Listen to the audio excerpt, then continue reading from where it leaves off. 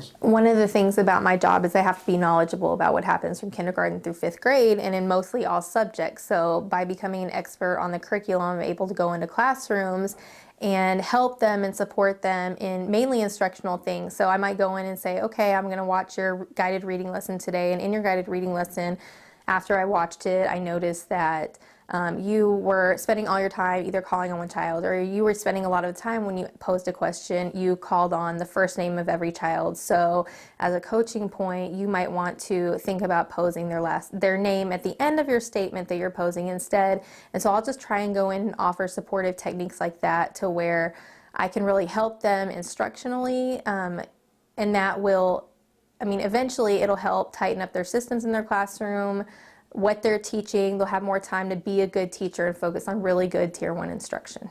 So are you using techniques from Teach Like a Champion? Mm-hmm. Have they been privy to those? Yes, we do a lot of Teach Like a Champion techniques here for like classroom management, and we do instructional techniques. One thing that's been really successful at our school this year is we implemented a new guided reading model from the Jan Richardson book, The Next Step in Guided Reading. So it was a really big leap of faith for our teachers to undertake that model, but we're seeing huge success this year, and we're really starting to close the gaps, especially in pre-K through 2 with our kids in literacy. So you're going in not to make everybody the same, but a Right. consistency Yes. of excellence Yes. and instruction in that way. Yes. Once you see something, do you leave them a note? Is it an email?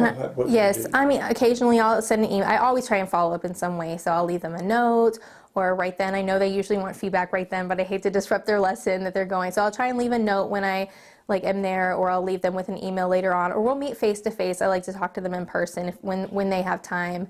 This really helps us to align things, like when we know, okay, we're all doing this the same way, but you can kind of have your own spin on things, that the teachers, it makes it easier for the teachers to have conversations among different grade levels and among their teams.